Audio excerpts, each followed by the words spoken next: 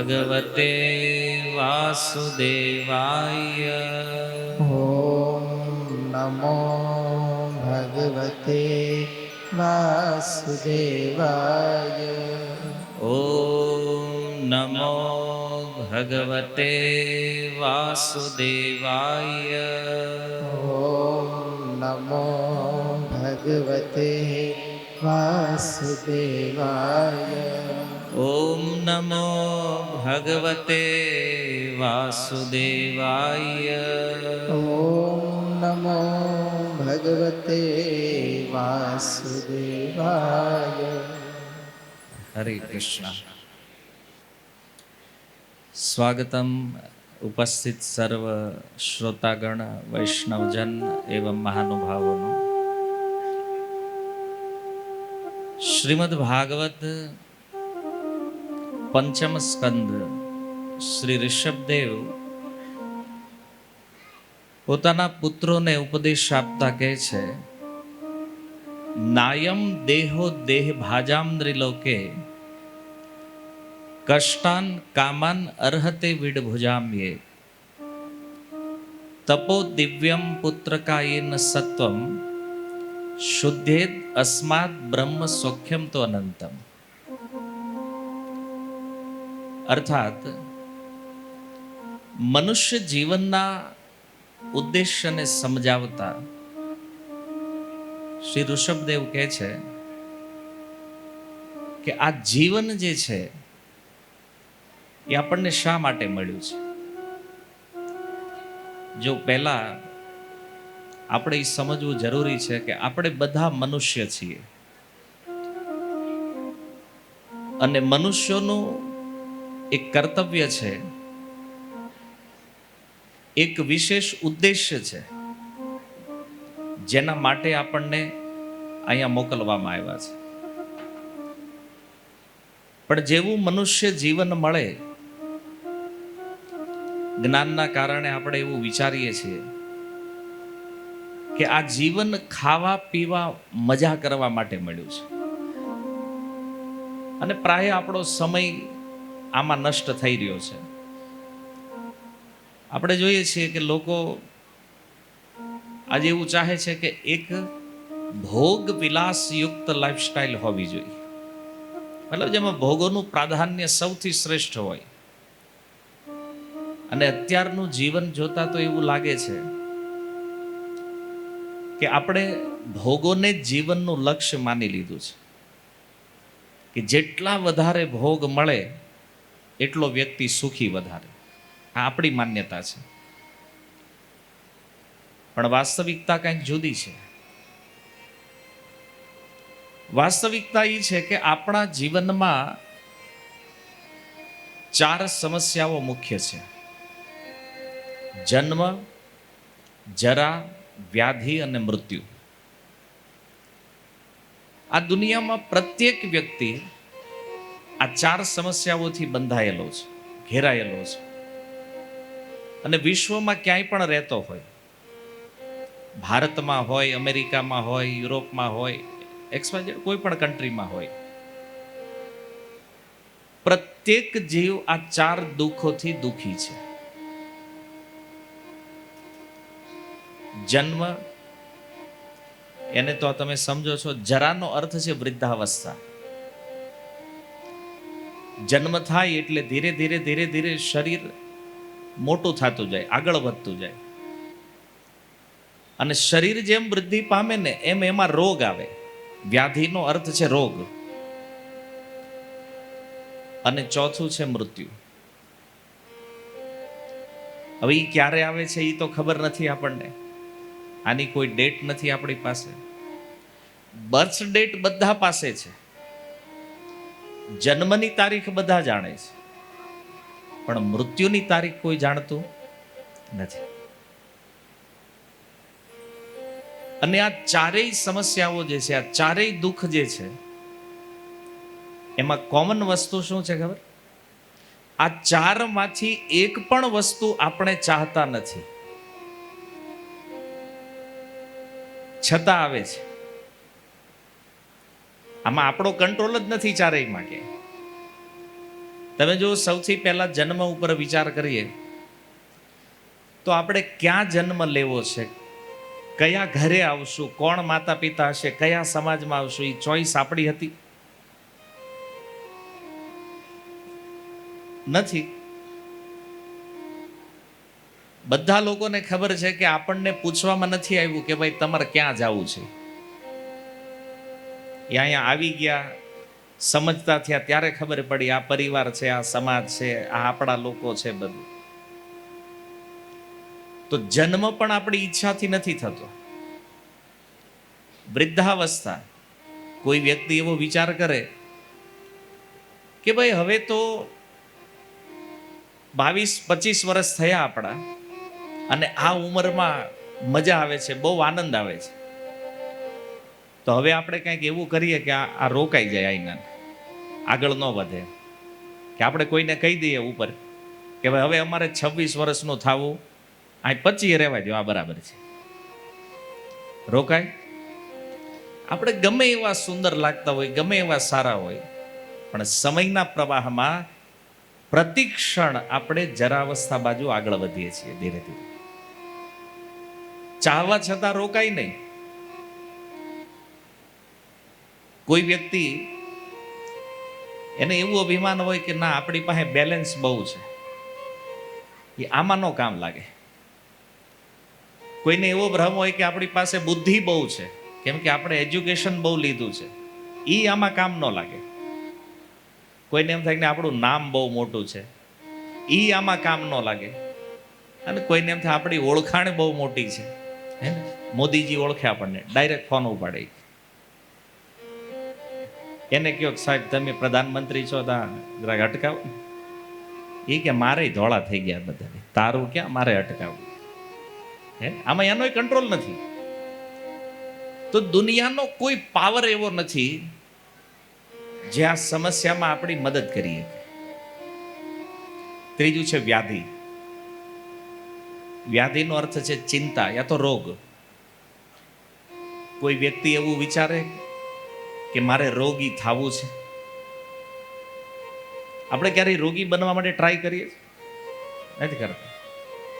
આપણી ઈચ્છા નથી રોગ આવે, છતાં રોગ આવે છે. કોઈએ નથી માંગ્યું, ક્યારેય પ્રાર્થના કરી કે પ્રભુ ટાઇફોઇડ થવા દો, વાંધો નહીં. કેમ? અમને તો થયો જ નથી. અનુભવ કેમ થાય? નહીં ચાહવા છતાં રોગ આવે છે અને મૃત્યુ. આની ચાહના કોઈ નથી કરતું, મૃત્યુને કોઈ નથી ચાહતું, છતાં મૃત્યુ આવે છે.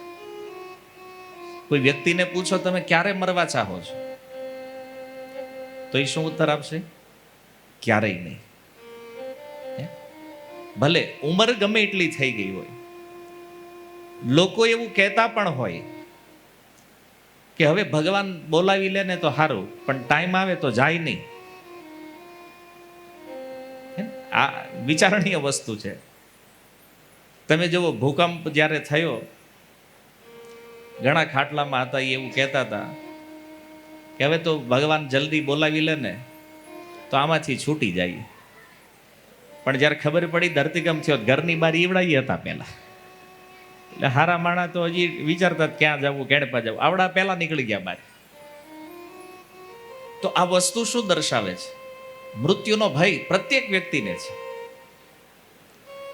એટલે વિચારણીય વાત એ છે કે આ 4 સમસ્યાઓ જે છે, આ આપણો મૂળ પ્રોબ્લેમ છે. અને આ 4 સમસ્યાઓમાંથી મુક્ત થવા માટે આપણને આ મનુષ્ય જીવન પ્રાપ્ત થયું છે.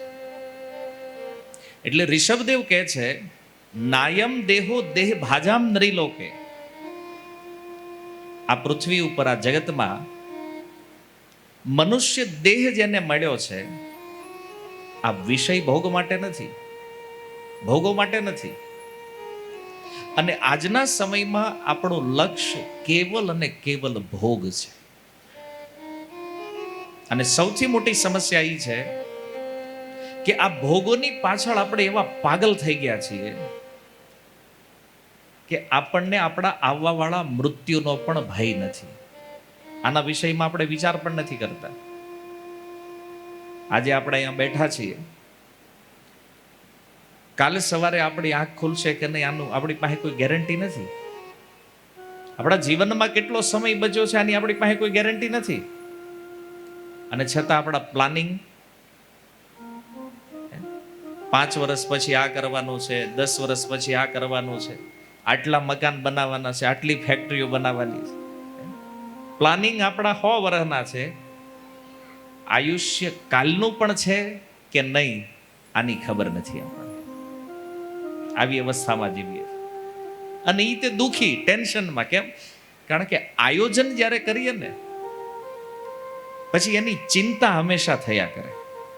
નક્કી કર્યું કે એક ફેક્ટરી બનાવી છે, હવે એ બનશે કેમ? કારણ કે બીજા બધાની બની ગઈ, આપણી રહી ગઈ છે. એટલે એક તો ચિંતા છે, એ થશે કે નહીં એ નક્કી નથી. આપણું પ્લાનિંગ તો ઘણું મોટું છે કે આટલા કરોડ કમાવાના છે ને આટલું કરવાનું છે ને આ કરવાનું છે. આ થશે કે નહીં આની કોઈ ગેરંટી નથી. પણ એક દિવસ આપણે અહીંથી જવાનું છે, આ કન્ફર્મ છે. પણ આપણું દુર્ભાગ્ય જો જે કન્ફર્મ નથી એની પાછળ રાત દિવસ મહેનત કરી. કોઈ ધંધો શરૂ કરે, સફળ થશે કે નહીં નક્કી નહીં. અને માની લો થઈ ગયો તો 5 વર્ષ પછી કોઈક લઈને ઉઠી જાય, પાછા હતા નાન્યા. પ્લાનિંગ તો આપણા બહુ મોટા હતા બનાવવાના, કદાચ બની પણ જાય, પણ કોઈક લઈને વહી જાય, પાછું રાઉન્ડ મારી નાન્યા વહી આવી હતા નાન્યા. તો આ ભોગો ક્યારે આપણી પાસે આવે છે, ક્યારે વયા જાય છે, આનો કોઈ ભરોસો નથી. અને જે કન્ફર્મ છે જવાનો, એના માટે આપણી પાસે સમય નથી, આપણે વિચાર નથી કરતા. આ સત્ય છે આજના સમયનું. પ્રતિક્ષણ દિમાગ ખાલી એમાં જ ચાલે છે, વધારેમાં વધારે ભોગ કેવી રીતે મને મળે. અને એ ભોગમાં આપણે શું છે, એક સરસ મકાન હોવું જોઈએ, એમાં ફર્સ્ટ ક્લાસ ફર્નિચર હોવું જોઈએ, 1-2 ગાડીઓ હોવી જોઈએ, એકાદું ફાર્મ હાઉસ હોવું જોઈએ, ક્યાંક જમીનો હોવી જોઈએ. એટલે એમ લાગે આ સુખી લાઈફ છે. અને આટલું કરવામાં જો આખું જીવન કાઢી નાખ્યું, માની લો આ આપણું આયોજન પૂરું થયું કે ન થયું, એ પહેલા આપણે નીકળી ગયા તો. અને મૃત્યુ જે છે ને, એક જ ક્ષણની અંદર બધું શૂન્ય કરી નાખે છે, 0. 50-60 વર્ષ જે તનતોડ મહેનત કરીને ભેગું કર્યું છે ને, એક જ ક્ષણમાં શૂન્ય. તો હવે પ્રશ્ન એ થાય કે તો એ કરવાનું કે નહીં કરવાનું? હવે જો શરીર લીધું છે તો આને જીવાડવું તો પડશે જ. અને એને જીવાડવા માટે એને ખવડાવવું પડશે, એને રહેવા માટે મકાન આપવું પડશે, સુવિધાઓ આપવી પડશે. પરિવારો છે તો એનું પાલન કરવું પડશે, વ્યવહાર છે તો એની સુવિધાઓ બનાવવી પડશે. આ બધું તો ચાલવાનું છે જીવનમાં. આ કોઈ નવી વાત નથી. દુનિયામાં બધા લોકો આ કરે છે. પ્રત્યેક વ્યક્તિ પોતાના પરિવારનું પાલન કરે છે. પણ મનુષ્યના જીવનનો ઉદ્દેશ્ય ખાલી આટલો નથી કે બસ આપણે જીવી ગયા, આપણું પરિવાર જીવી ગયું, આપણે પોતાના શોખ પૂરા કર્યા, પરિવારના પૂરા કર્યા, બસ કામ પતી ગયું. આટલા માટે આપણે અહીંયા આવ્યા છીએ? નહીં. આનાથી એક અલગ ઉદ્દેશ્ય છે જીવનનો. અને એ ઉદ્દેશ્ય શું છે? આ વિષય ભોગો જે ભોગવવા જેવા નથી, અથવા તો એ ભોગ આપણે જે ભોગવી રહ્યા છીએ ને એનું જ્ઞાન નથી આપણને. એને આપણે સમજવું પડશે કે આ સંસારના ભોગ કેવા છે. તો કે એને વિષય કહે છે, વિષય ભોગ. વિષયનો અર્થ છે વિષ. જે વિષ પ્રદાન કરે છે એને કહેવાય છે વિષય ભોગ. આ વિષની સમાન છે. જેમ ભોગો એમ જલ્દી મૃત્યુથી નીકળ જાઓ. એનો ભોગ જેટલો વધારે એનું મૃત્યુ એટલું જલ્દી વધારે. એટલે વિચાર એ કરવો જોઈએ કે આ ભોગ ભોગવવા તો આપણે અહીંયા આવ્યા નથી. શું કામ? તો એનો ઉત્તર આપતા કહે છે, કષ્ટાન કામાન અર્હતે વિડભુજામ્બી. આ ભોગ જે છે ને, આ સંસારમાં કૂતરા અને ડુક્કરને પણ ઉપલબ્ધ છે. જો શાસ્ત્ર કહે છે, આહાર નિદ્રા ભય મૈથુનમ ચ સામાન્ય એતત પશુવીર નરાણામ.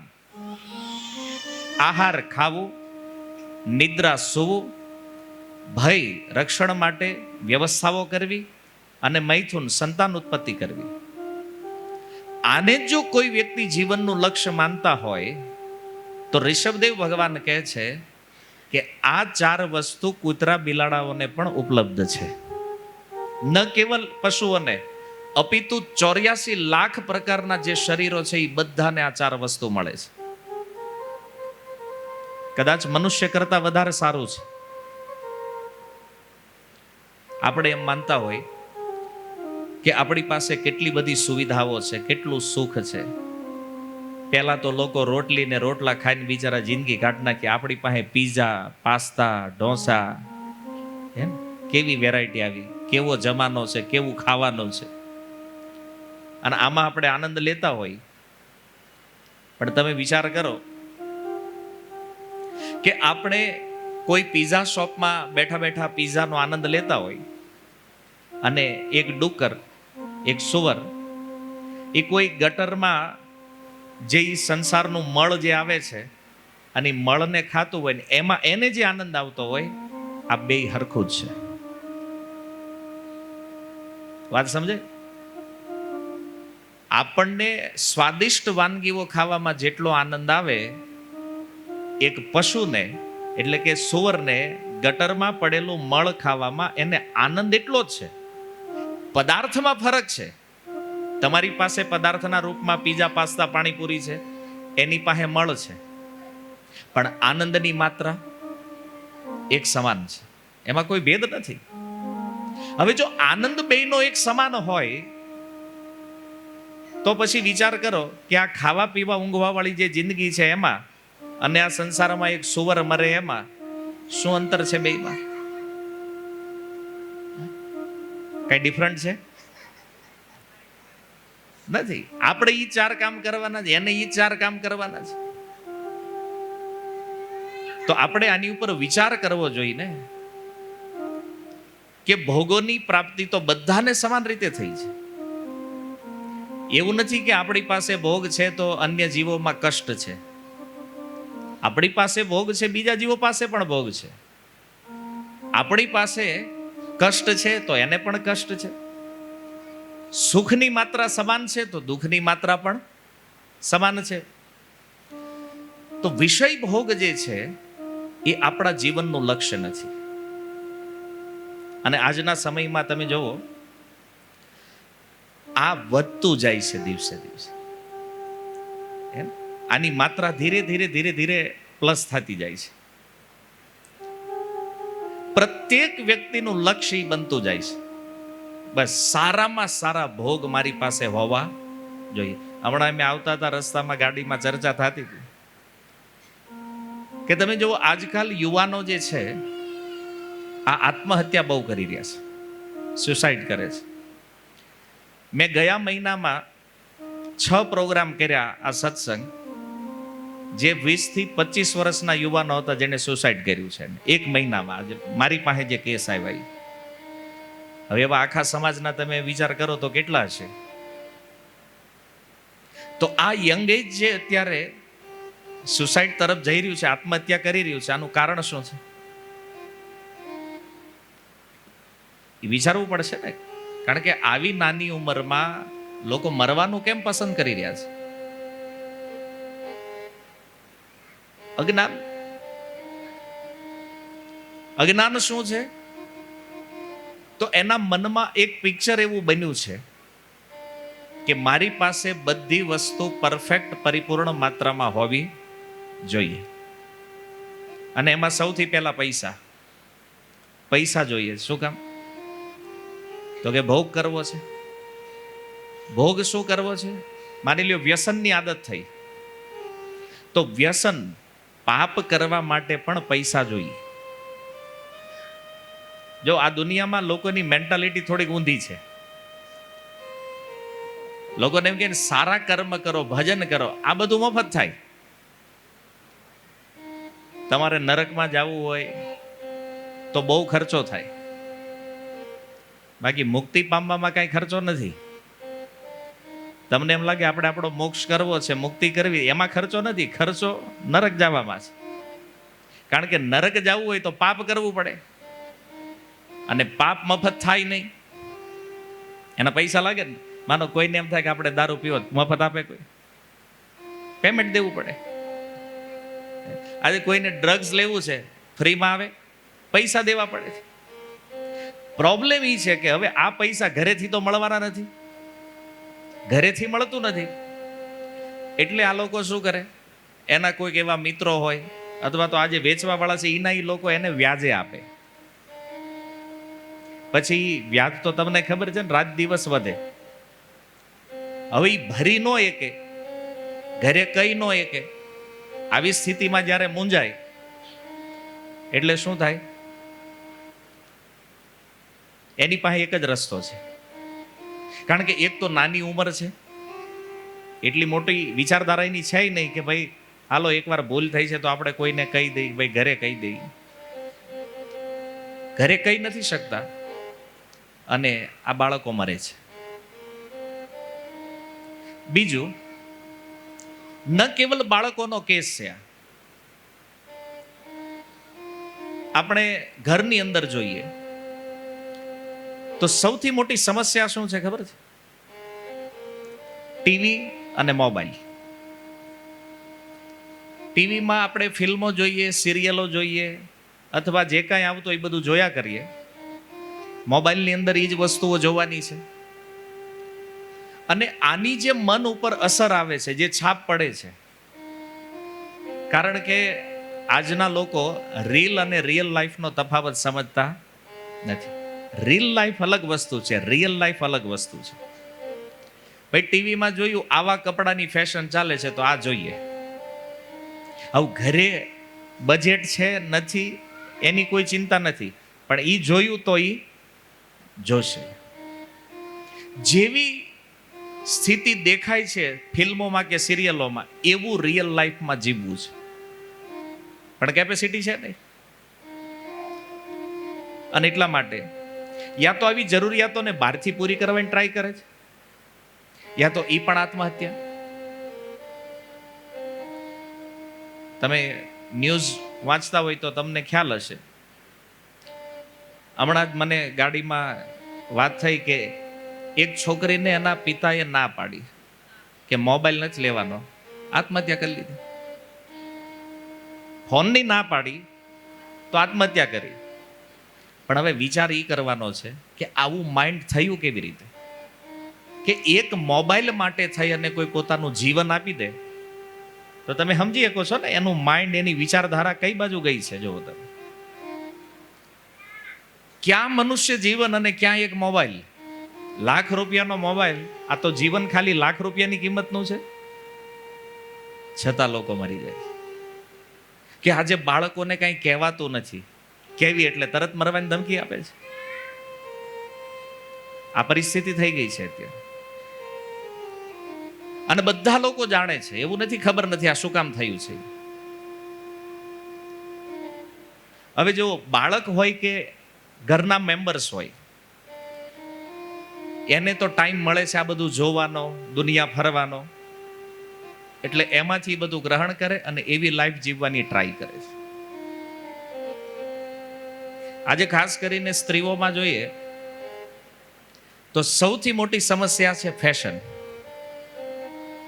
અને પુરુષોની સૌથી મોટી સમસ્યા છે વ્યસન. આખો સમાજ આ બેમાં જ અટવાણો છે, ફેશનમાં ને વ્યસનમાં.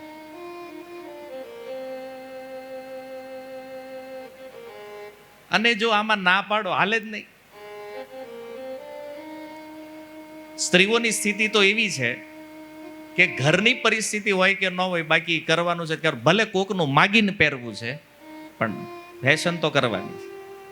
અને આપણે ઉધારી કરીને વ્યસન હોય કે ન હોય. કેમ? જે લાઈફસ્ટાઈલની આદત પડી ગઈ છે ને, એને જીવવાની આપણે બહુ મથામણ કરી રહ્યા છીએ. નહીં, એવું જ હોવું જોઈએ, એ જ કરવું છે.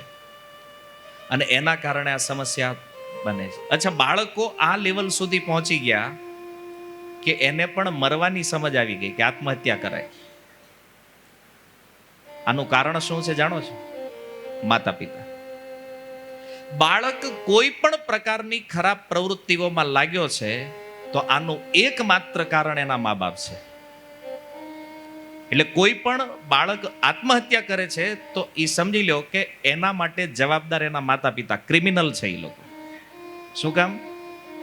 કારણ કે માતા પિતા જ એને શીખવાડી રહ્યા છે આવું કરાય. નાના હોય અને ઘરે ટીવી હાલતું હોય, એમાં ડાન્સ ચાલતા હોય, બાળકને ઊભું રાખી દે સામે, જો બેટા આમ ડાન્સ કરવાનો છે, કરે. જે નાચવાની જે પ્રવૃત્તિ છે ને એમાં પાછું આખું કુટુંબ તાળી પાડતું હોય, બાકી અમારો દીકરો નાચે જ, અત્યારે નાચે જ, પછી તમને નચાવવાનો છે. સમજાય? બાળકને નથી ખબર ક્યાં જવું સારું છે ખરાબ છે. થિયેટરમાં આપણે મોકલીએ છીએ, જા. જેટલી પણ આસુરી પ્રવૃત્તિઓ છે આનું પ્રોત્સાહન બાળપણથી એના માતા પિતા જેને આપે છે. એટલે માતા પિતા ક્રિમિનલ છે. તમામ એ બાળક જાતે નથી શીખ્યું આ બધું, માતા પિતાએ ધક્કો મારીને મોકલ્યો છે. આ કર. કેમ? નહીતર સમાજમાં આપણું સ્ટેટસ નહીં રહે, આપણી વેલ્યુ કે હારું અમારા છોકરાને કાંઈ નથી આવડતું, ઓલ્યો જવો. અને આ જેટલી પાપ પ્રવૃત્તિ આપણે શીખવાડી છે ને એને રાવણ આપણે બનાવ્યો છે. અને પરફેક્ટ રાવણ બને ને પછી આખા ગામમાં કહેતા હોય અમારા છોકરાને સુધારો. એમ સુધરી? તમે 20 વર્ષથી એનું મેનેજમેન્ટ કર્યું છે અને પછી એક દિવસ તમે કોકની પાસે જાઓ છો કાન સુધારો, એમ સુધરે? પ્રત્યેક બાળકના મૃત્યુ પાછળ કેવલ ને કેવલ માતા પિતા જવાબદાર છે. અને આજે એવાય ઘણા માતા પિતા છે, માની લો બાળક કદાચ જાતે મંદિરે જાતો થાય, સત્સંગમાં જાતો થાય, એને રોકે ન્યા નહીં, આ જગ્યાએ નથી જવાનું, બહાર નીકળવાનું. ભાઈ શું તકલીફ છે? કદાચ એ મંદિરોમાં જાતો હશે, સત્સંગમાં જાતો હશે, તો ન્યાય એને ઈ તો કોઈ નહીં શીખવાડે ને કે દારૂ પીવાય. આવો તો ઉપદેશ કોઈ દેવાનો નથી. ખરાબ કામ કરાય આવું તો કોઈ મંદિર, કથા, સત્સંગ શીખવાડતું નથી. જે કાંઈક પ્રવૃત્તિઓ થશે એ એના જીવનમાં સારું તો નહીં કરીએ કે, પણ કમસે કમ એને બગડવા તો નહીં દે. જ્યારે આપણે એને જે પ્રવૃત્તિઓ આપી રહ્યા છીએ, હવે માની લો આજકાલ આપણે જોઈએ છીએ કે નાના નાના બાળકોના હાથમાં મોબાઈલ આપી દીધા છે. અને આપણે કોઈને કહીએ કે ભાઈ છોકરાઓને મોબાઈલ શું કામ આપો છો? એ કે ઘડીક હક લેવા દે ને. મતલબ પોતાના સ્વાર્થ માટે બાળકની જિંદગી ભલે બગડી જાય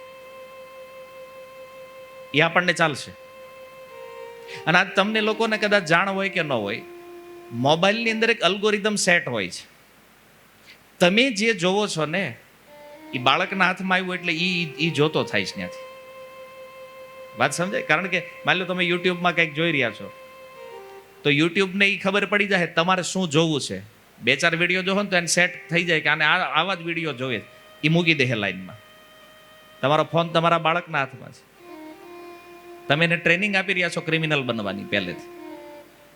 તો કે ના, એને નો આપીને તો એ ખાતો નથી. કોણે આદત પાડી? આ ગર્ભમાંથી ધારે લઈને આવ્યો નતો મોબાઈલ, આપણે જ આપ્યો છે. આમ તો ગર્ભથી જ લઈને આવે છે, કારણ કે 9 મહિના માએ આ જ ધંધો કર્યો હોય. પછી કહેજો અમારો છોકરો કેટલો હોશિયાર, અત્યારથી ફાવે જ મોબાઈલ. આમ હોશિયાર નથી, તમારા કર્મોનું પરિણામ છે આ. કોઈ બાળક એક દિવસમાં બગડતું નથી, યાદ રાખજો.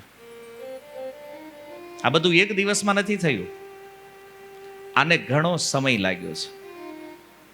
પણ આપણે આ વાતને સમજવા તૈયાર નથી. આજે જો બધા પરિવાર ચિંતામાં છે બાળકોને લઈ, ટેન્શન છે કે નથી? સૌથી પહેલું ટેન્શન એ છે કે ક્યાંક બાળક વ્યસની ન થઈ જાય. બીજી ચિંતા એ છે કે ક્યાંક ભાગી ન જાય. ત્રીજી ચિંતા એ છે કે પહેલા તો એવું હતું કે પરણી જાય તેમ થાય ઘાસ, હવે આપણે વાંધો નહીં, પણ હવે એ થાય કે આનું છૂટું ન થાય ધારો. આ હસવાની વાત નથી, આ હરેક ઘરનો પ્રોબ્લેમ છે. આજ કોકના ઘરે આવ્યું છે ને કાલ તમારા ઘરે આવવાનું છે. અને ત્યારે ખબર પડશે આપણને કે આપણે શું વાવ્યું છે. કારણ કે તો જે વાવ્યું છે એ જ લડવાનું છે. આપણી એક પેઢી પાછળ વયા જાવ. આપણા દાદાને પૂછો કે તમને તમારા દીકરાને બગાડવાની ચિંતા હતી? નહોતી. કેમ? કારણ કે એને પોતાની પરવરિશ ઉપર ભરોસો હતો કે આ ગમીને વયો જાય, આ બગડે નહીં. અને આજ આપણે હાથે રહીને બાળકોને બગાડી રહ્યા છીએ. જો જીવન કેમ જીવવું એ પણ ખબર નથી તો આવું તત્વજ્ઞાન તો એને કોણ આપવાનું છે પછી?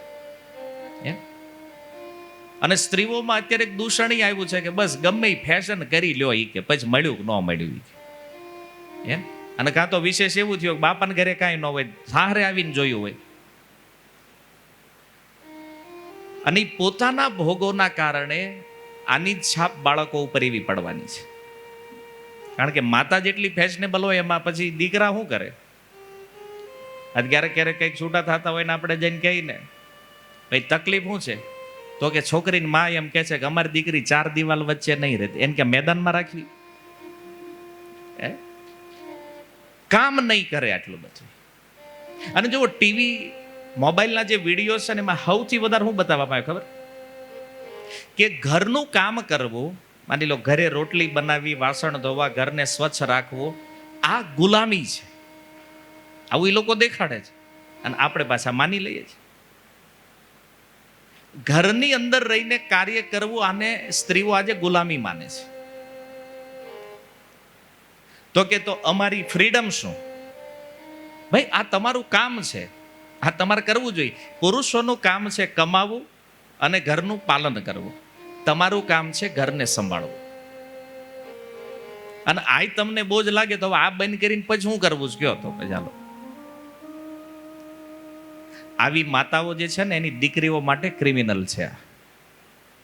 અમારી દીકરી કામ નહીં કરે શું કરાવું? તો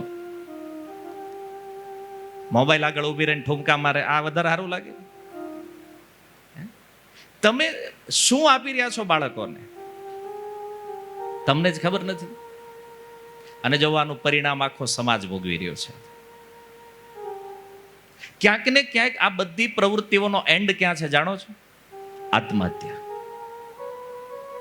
અને બાળકો આત્મહત્યા શું કામ કરે છે? કારણ કે આ મનુષ્ય જીવનની વેલ્યુ આને ખબર નથી.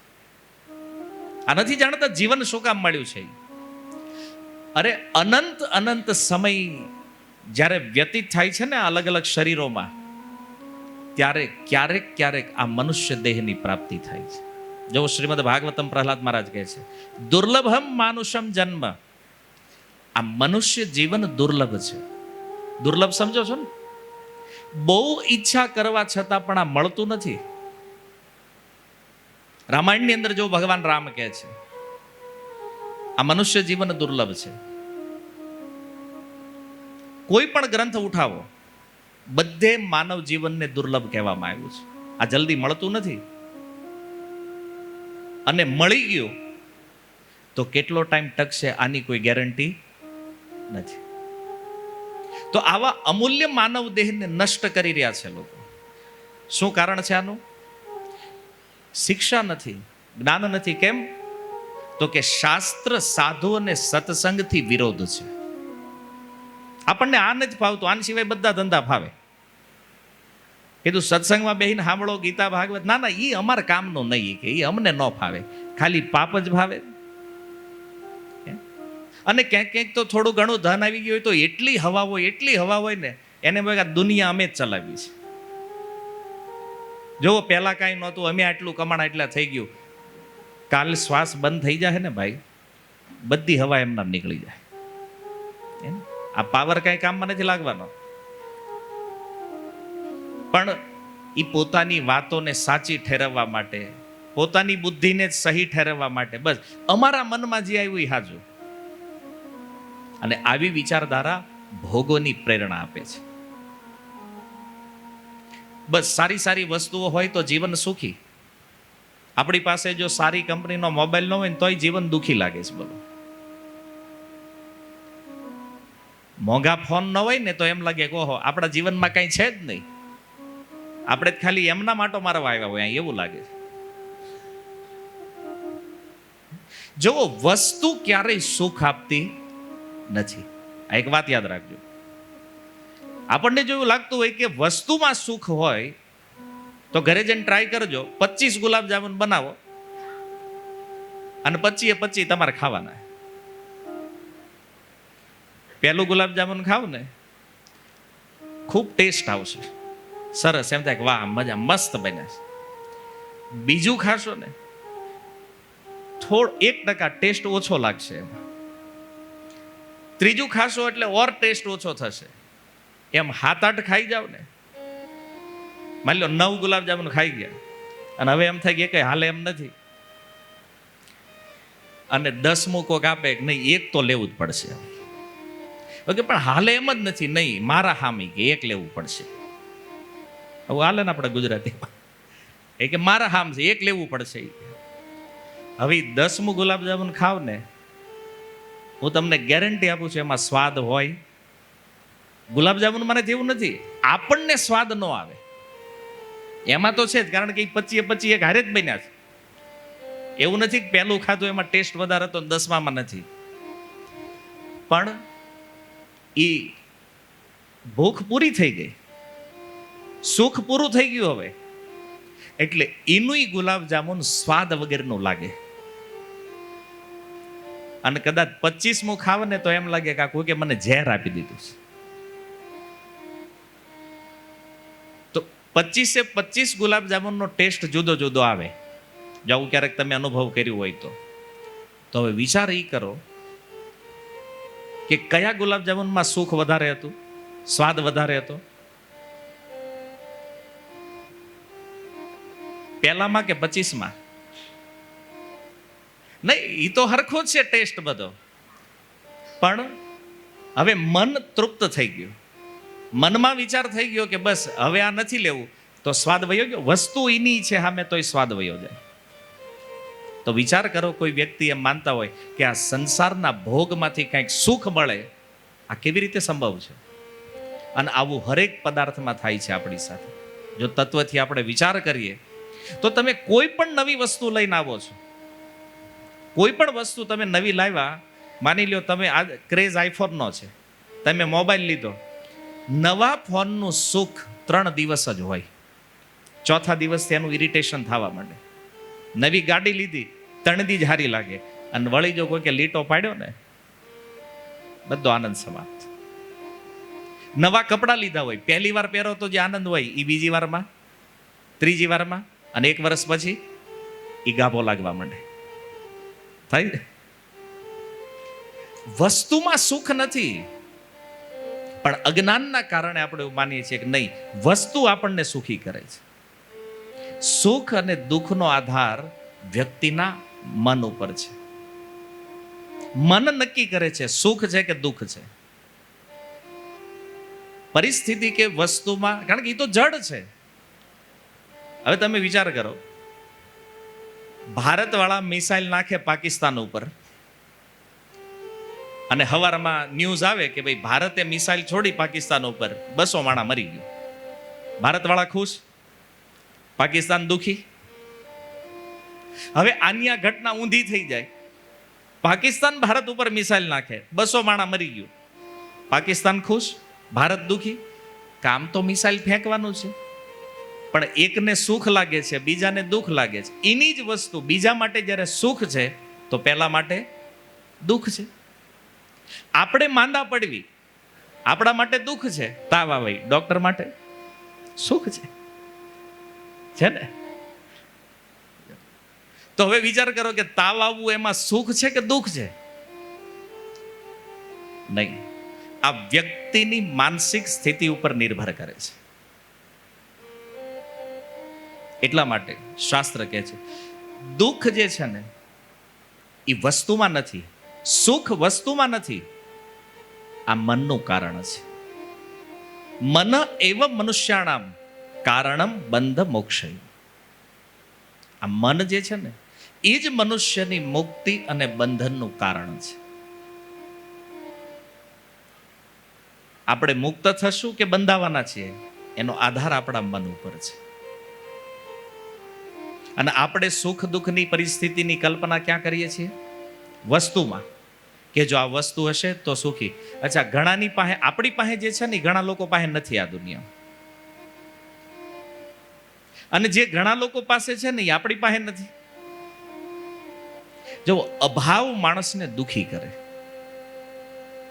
અભાવમાં હોય ને જ્યારે, હવે તમારી પાસે ઘર હોય, ગાડી હોય, બંગલો, બધું જ હોય,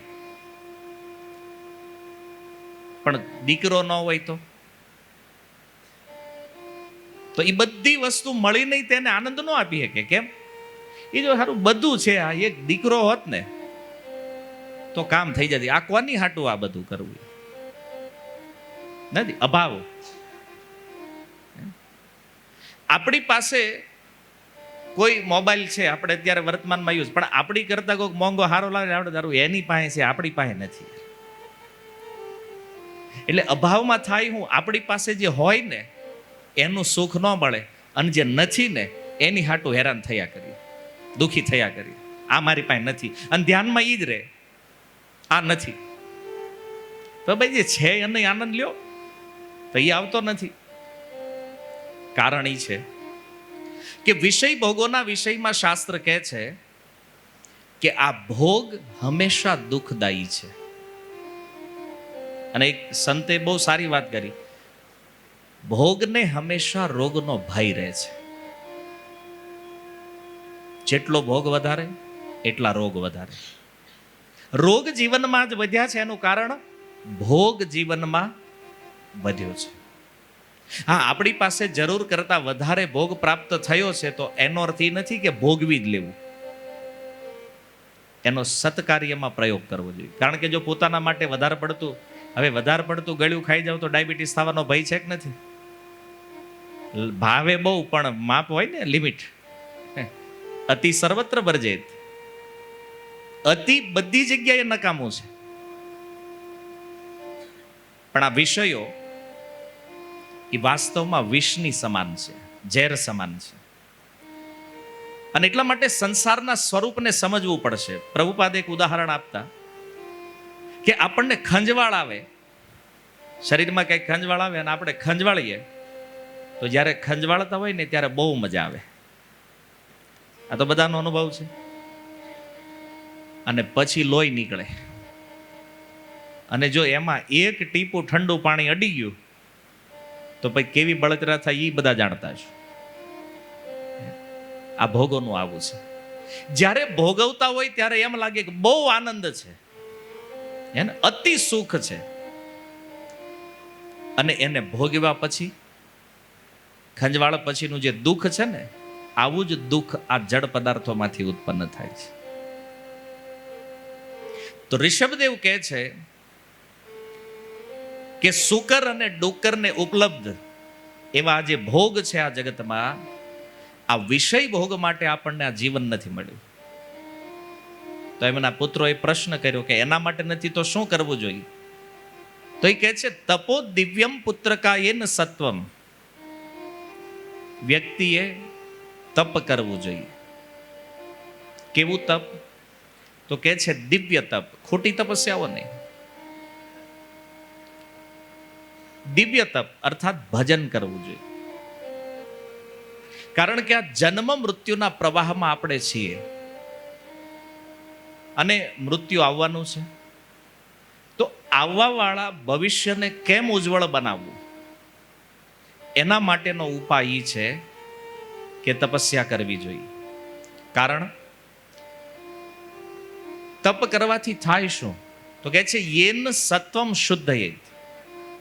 તપસ્યા કરવાથી હૃદય શુદ્ધ થાય, હૃદય પવિત્ર થાય, અને ભોગોની જે કામનાઓ છે એ નષ્ટ થાય. આ ભજન કરવાથી થાય. પણ એક વિચાર એ છે કે હૃદયની શુદ્ધિ શા માટે કરવાની છે? કારણ કે ભોગોની કામનાઓ અંદર પડેલી છે, અને જ્યાં સુધી હૃદયમાં ભોગની કામના છે ત્યાં સુધી જીવ ક્યારેય સુખી થઈ શકે નહીં. સુખની કલ્પના જગતમાં ન કરી શકો તમે. શ્રીમદ ભાગવતના 6ઠ સ્કંદમાં સુખદેવ ગોસ્વામીએ જ્યારે નરક લોકનું વર્ણન કર્યું, પંચમ સ્કંદના અંતમાં, તો એ ભયાનક નરકોનું વર્ણન સાંભળી અને પરીક્ષિત મહારાજ સુખદેવજીને એક પ્રશ્ન કરતા કહે છે કે પ્રભુ, કોઈને નરક જાતા બચાવ્યા હોય, પ્રશ્ન શું છે કે જેને નરક જવાનું કન્ફર્મ થઈ ગયું છે, કન્ફર્મ ટિકિટ આવી ગઈ જેની કે આ મરે એટલે તરત નરક ભેગો થવાનો છે, આને પણ જો નરક જાતા બચાવવા હોય તો આનો ઉપાય શું છે? હવે એક પ્રશ્ન પૂછ્યો એનો ઉત્તર આપતા સુખદેવજી કહે છે કે એણે પ્રાયશ્ચિત કરવું જોઈએ.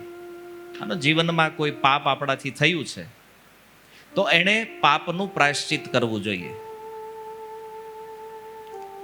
નાના પાપ હોય તેનું નાનું પ્રાયશ્ચિત હોય, મોટા પાપનું મોટું પ્રાયશ્ચિત છે. તો શાસ્ત્રોની અંદર તમે જુઓ તો હરેક પાપની એક વિધિ બતાવી છે કે આનું પ્રાયશ્ચિત શું છે,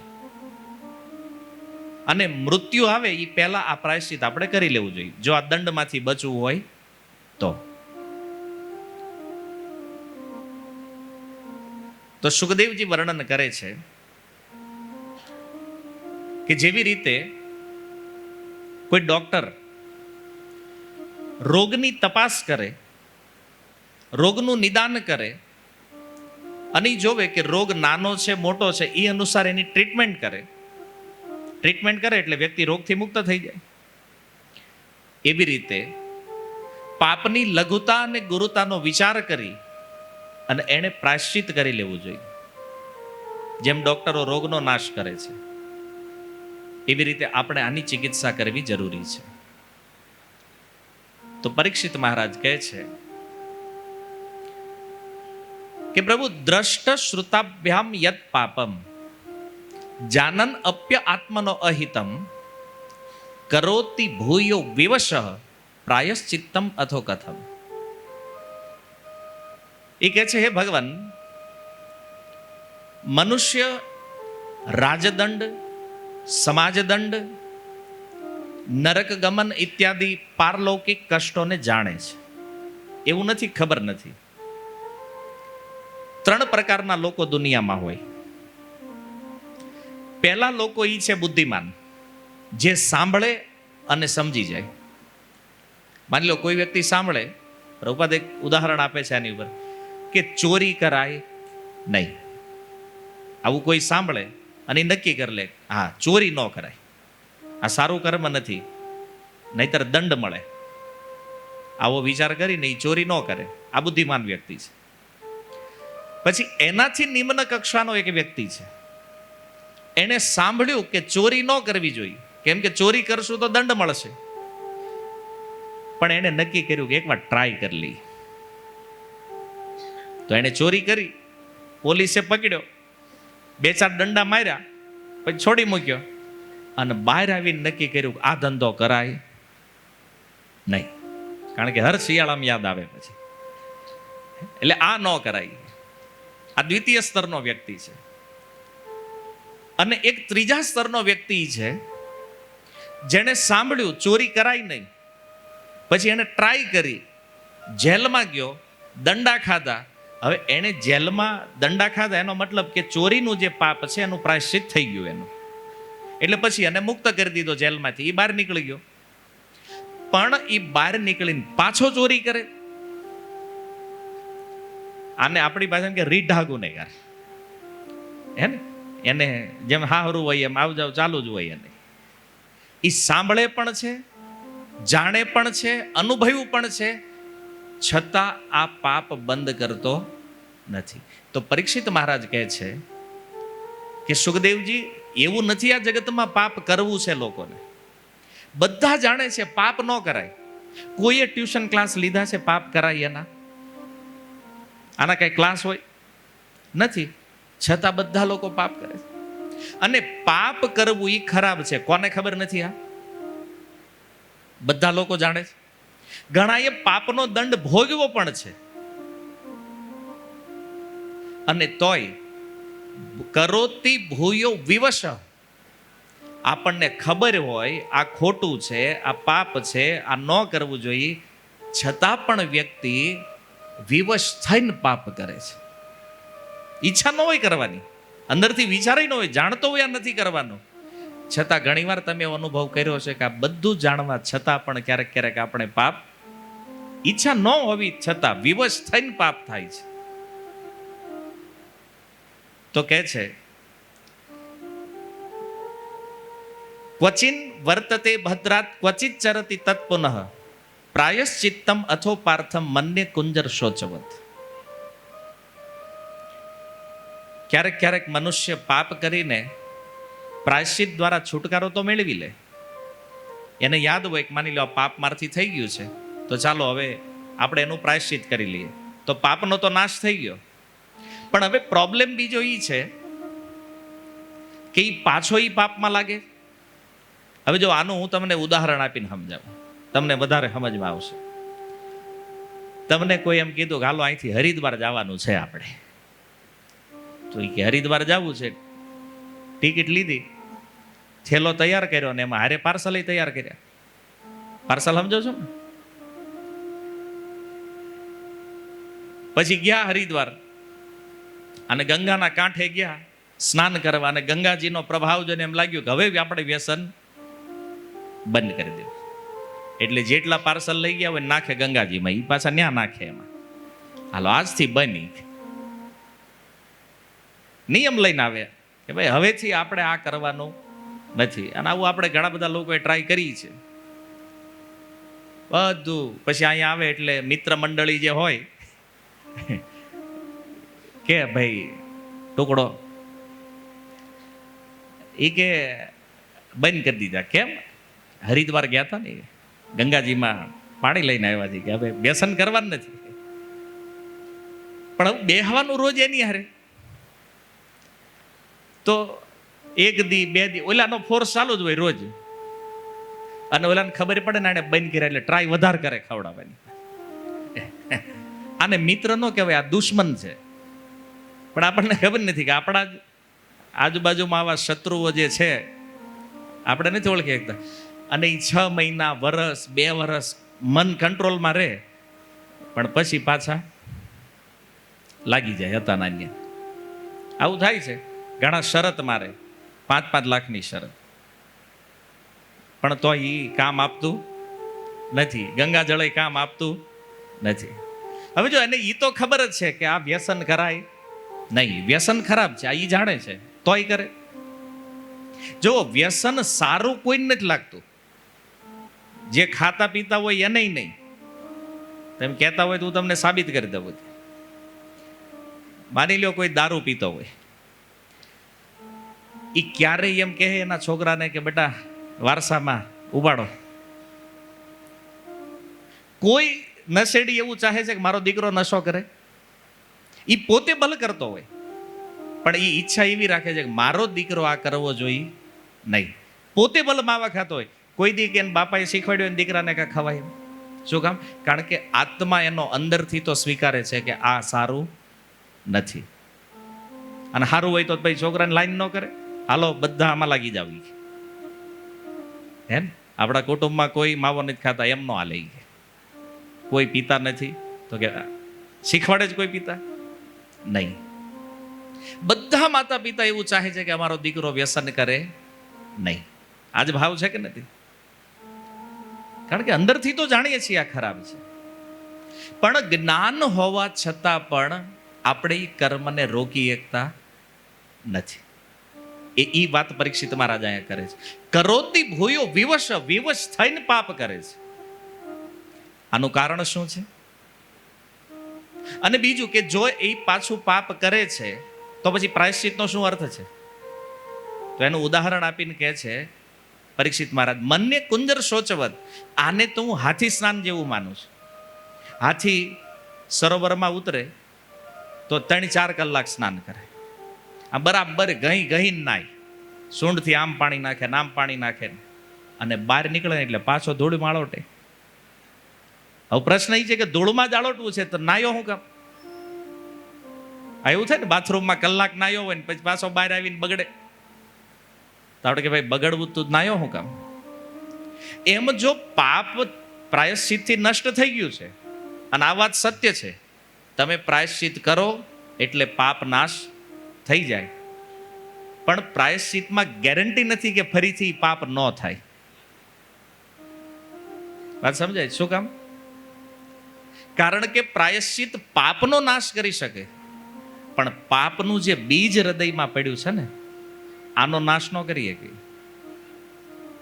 તમે જુઓ, આપણે ગામડે શિયાળો હોય, ઉનાળો હોય, આમ હાવ કોરી ભૂમિ હોય, માટી હોય, અને જેવો વરસાદ આવે, એક વરસાદનું બુંદ અડે ધરતીને એટલે ઘાસ ઉગવાનું ચાલુ થાય.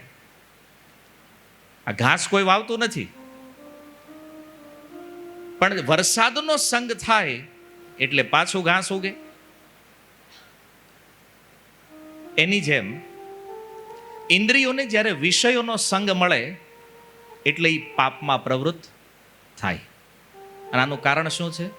પાપની વાસના, પાપ કરવાની ઈચ્છા જે અંદર પડી છે ને, એટલે વ્યક્તિ નહીં ચાહવા છતાં પુનઃ પાપમાં લાગી જાય છે, એ બંધનમાં આવે છે. આપણી ઈચ્છા નથી પાપ કરવાની, પણ ઓલું બીજ પડ્યું છે, અને બીજ ઉગે ક્યારે?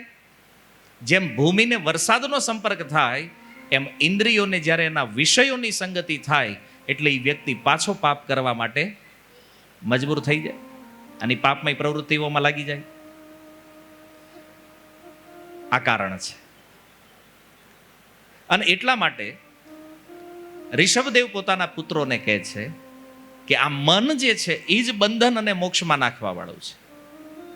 કારણ કે મનમાં પડ્યા છે, અંતઃકરણમાં આ બીજ પડ્યા છે પાપના. અને એટલા માટે પરીક્ષિત મહારાજ સુખદેવ ગોસ્વામીને કહે છે કે પ્રભુ, તમે કાંઈક એવો ઉપાય બતાવો કે જે આ પાપની વાસનાનો નાશ કરી નાખે, એ બીજનો જ નાશ કરી દે, એટલે ફરીવાર એનું અંકુરણ થાય જ નહીં. વાત સમજાય? એ બીજ નષ્ટ કરવાનું છે. એટલા માટે અહીંયા ઋષભદેવ કહે છે, યેન સત્વમ શુદ્ધયેત, જો કોઈ વ્યક્તિ તપ કરે, ભજન કરે, તો એનાથી હૃદય શુદ્ધ થાય, અને શુદ્ધ હૃદયથી બ્રહ્મ સૌખ્યમ તો અનંતમ, બ્રહ્મ સુખની પ્રાપ્તિ થાય છે, આનંદની પ્રાપ્તિ થાય છે, અને અનંત કાળ સુધી રહે છે.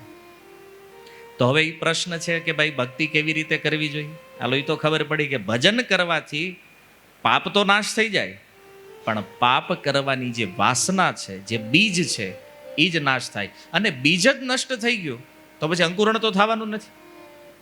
જેવી રીતે કોઈ અનાજ છે, ઘઉં છે, ઘઉંને તમે વાવો તો ઉગે, પણ એ ઘઉંને તમે શેકી નાખો અને પછી વાવો તો ઉગે નહીં.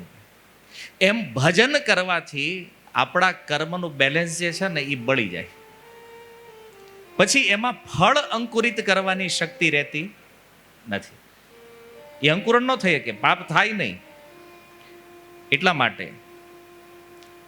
પ્રત્યેક વ્યક્તિએ પોતાના સંસાર કાર્યની સાથે સાથે ભગવાનનું ભજન કરવું જોઈએ. આપણો બિઝનેસ, નોકરી, પરિવાર, આ તો બધું ચાલે છે, પણ એની સાથે સાથે આપણે ભગવાનને જોડવાના છે જીવનમાં. કારણ કે જ્યાં સુધી ઇન્દ્રિય તૃપ્તિને આપણે જીવનનું લક્ષ્ય માનતા રહેશું, ભોગોને જીવનનું લક્ષ્ય માનતા રહેશું, ત્યાં સુધી આ ભૌતિક જીવન પ્રત્યે આપણી આસક્તિ બનેલી રહેશે. અને ઘણાના મનમાં એવું છે કે અત્યારે જીવવા જેવો યુગ આવ્યો છે, અત્યારે મોજ કરી લેવાય દો, પહેલા કોણે ફાડ્યું હતું એ કે આવું બધું? પહેલા હતું કાંઈ કે અત્યારે જોવો કેવા જલસા છે. આવું માનીને લોકો એટેચ થયા કરે છે જીવન હારે. પણ યાદ રાખો, સુખ કે દુઃખની માત્રા હરેક સમયમાં હરખી જ રહી છે. એ સમય ચાહે 3 પેઢી પહેલાનો હોય, 100 પેઢી પહેલાનો હોય, હજારો પેઢીઓ પહેલાનો હોય, કે આવવા વાળી હજારો પેઢીઓમાં આ સુખ દુઃખની માત્રા સમાન જ રહેવાની છે. હા, ખાલી પદાર્થમાં અંતર હોય કે ભાઈ પહેલા લોકો ઝૂંપડીમાં રહેતા હતા, આજે બિલ્ડિંગોમાં રહ્યો છે, પણ ઝૂંપડામાં એ જ આનંદ હતો જે તમને એસીમાં આવે છે. કઈ ફરક નથી. અને ભારત વર્ષની સમૃદ્ધિ એવી હતી જેની આજે આપણે કલ્પના ન કરી શકીએ. આવું સમૃદ્ધ આ ભારત વર્ષ હતું, તોય આપણને એવું લાગે છે કે નહીં, આ સમય સૌથી શ્રેષ્ઠ છે. પણ જો જ્યાં સુધી કોઈ આધ્યાત્મિક જીવન વિશે જિજ્ઞાસા ન કરે ત્યાં સુધી દુઃખનો ભાજન બને છે. હવે આપણે બધી સમસ્યાઓની ચર્ચા કરી કે આપણે પોતે નહીં ચાહવા છતાં પાપ કર્મ કરીએ છીએ, ઘરે પત્ની બાળકો પણ આ પ્રવૃત્તિઓમાં લાગ્યા છે, આ બધાને અટકાવવું કેમ? બધા લોકો આ રસ્તાની શોધ કરે છે અત્યારે, સરકાર રીતે અને ફેમિલી રીતે, કે આ જે બગડ્યું છે આને સુધારવું કેવી રીતે. આપણે તો હથિયાર મૂકી દીધા કે બાળકો માનતા નથી. સરકારે પ્રયાસ તો કરે છે પણ હજી કઈ રિઝલ્ટ નીકળ્યું. અને એવું નહીં ભારત સરકાર, અમેરિકાની સરકારથી નથી નીકળ્યું. હા, કોઈને વેમ હોય કે સારું છે ને આપણે વાંધો, બધે કાગડા કાળા જ છે. આપણે અહીં ડ્રગ્સ હમણાં આવ્યું, ત્યાં 1950 થી હાલે છે.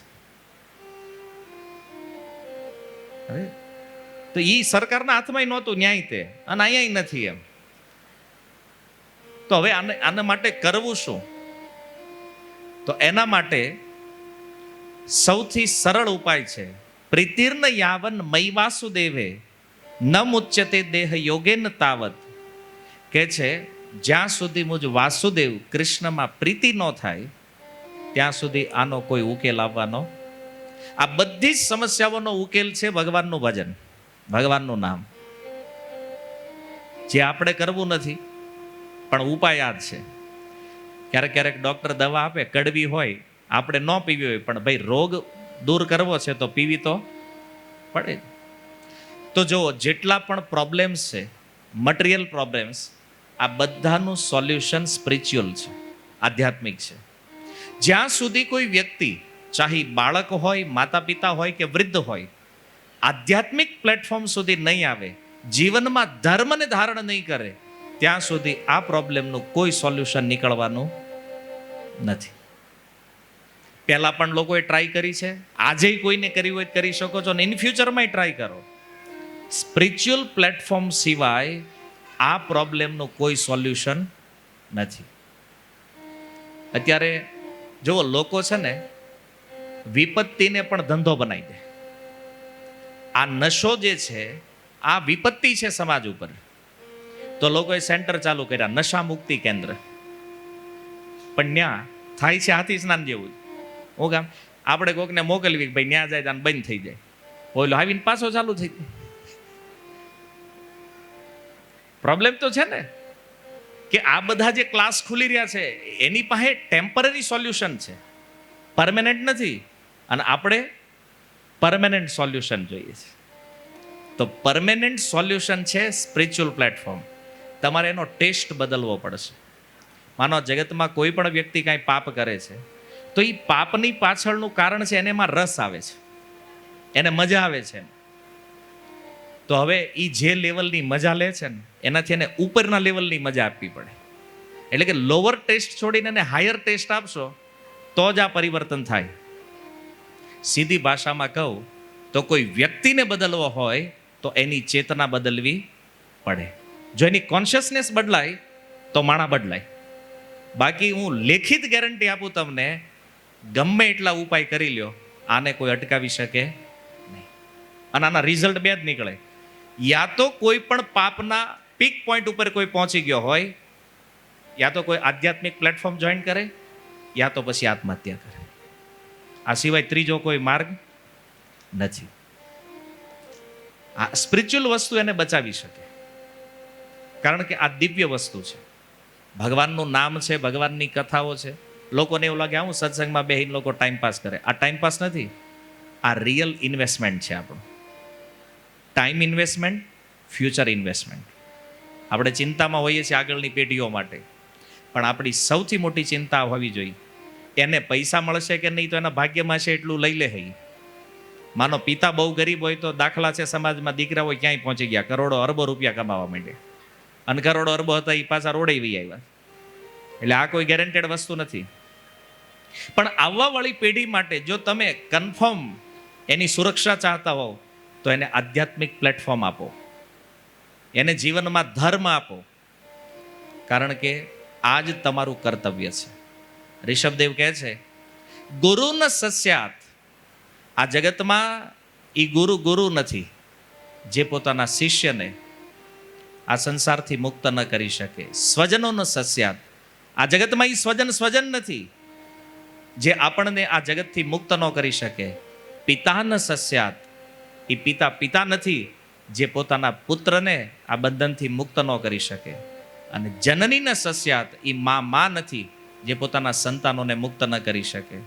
એટલા માટે આપણે જો પરિવારના હેડ બન્યા છીએ, આપણા આશ્રયમાં કોઈ જીવ છે, તો આપણું કર્તવ્ય એ છે કે આપણે એને એવી શિક્ષા આપીએ કે આ જન્મ મરણના પ્રવાહથી મુક્ત થાય, આ પાપ પ્રવૃત્તિઓથી મુક્ત થાય. તો એના માટેનો શ્રેષ્ઠ ઉપાય છે ભગવાનનું ભજન કરે, આમાં લાગે. અને આ વસ્તુ એવું નથી ખાલી શાસ્ત્રોમાં કીધું છે. જો તમે વિદેશ જતા હોવ તો તમે અમેરિકા, યુરોપ, આરબ કન્ટ્રીમાં પણ જુઓ કે આ હરે કૃષ્ણ મહામંત્રનું કીર્તન જે છે એણે દુનિયામાં કેવી ક્રાંતિ કરી છે. જે લોકો મુસ્લિમ હતા, ક્રિશ્ચિયન હતા, જે 24 કલાક માંસ ખાતા હતા, દારૂ પીતા હતા, નશો વ્યભિચારમાં લાગેલા હતા, આવા લોકો પણ આજે શુદ્ધ ભક્ત બની ગયા છે આ ભગવાનના નામથી. એવું નથી ખાલી હું તમને અહીંયા બોલી રહ્યો છું, આનું પ્રેક્ટિકલ. અને એવું નથી કે એકાદ બે જણનું આવું પરિવર્તન છે, આ હજાર અને લાખની સંખ્યામાં આંકડાઓ છે કે જે એકદમ પશુ જેવું જીવન જીવતા હતા એ આજે શુદ્ધ ભક્ત બની ગયા છે. જે એક સમયે દારૂ પીતા હતા એ આજે ચા પણ નથી પીતા. આટલું મોટું પરિવર્તન. અને એ હિન્દુ હોય એવું જ નથી, કોઈ ક્રિશ્ચિયન ફેમિલીમાંથી આવે, કોઈ મુસ્લિમ છે, કોઈ શીખ, ઈસાઈ, જૈન, કોઈ પણ ધર્મમાંથી લોકો આવે છે, પણ એને સનાતન ધર્મની આ ટેકનિક ઉપર પૂરો ભરોસો છે કે આ બધા દૂષણમાંથી કોઈ બહાર કાઢીએ કે તો એ કેવલ અને કેવલ ધર્મ છે. અને શાસ્ત્ર કહે છે ધર્મેણ હીના પશુવીર સમાના, જેના જીવનમાં ધર્મ નથી એમાં અને પશુમાં કોઈ અંતર નથી. બાકી તો બધું કામ હરખું જ છે. જે એક વિશેષ વસ્તુ આપણામાં છે ને એ ધર્મ છે. અને એ ધર્મ જે છે ને એ આપણી સુરક્ષા છે. પણ જો ધર્મને આપણે તત્વથી ન સમજતા હોય, આપણું માઇન્ડ, આપણી બુદ્ધિ એને ન સમજી શકતી હોય, એટલે આપણે કેવું છે અહીંયા અંધશ્રદ્ધાનું ટાઇટલ મારી દે હોય. સમજમાં ન આવે એટલે એ બધું અંધશ્રદ્ધા. કેમ? તો કે મારું મગજ, પણ હવે ભાઈ તમારું મશીન નાનું પડતું હોય એને બધા કહે છે એવું કે ભાઈ માણસને બે મગજ હોય, એક તો બને જ હોય, એમાંથી હાલતું હોય એ અડધું હાલતું હોય હે. અને એ પાછા એમ કહેતા કે હવે આ બધું આપણને નથી સમજાતું. એમ નહીં સમજાય. ધર્મ જીવનમાં જરૂરી છે અને એના માટે આપણે નિયમો પાલન કરવા પડે. જ્ઞાનને સમજવા માટે સત્વગુણ જરૂરી છે અને સત્વગુણમાં રહેવા માટે આહાર સાત્વિક હોવો જોઈએ,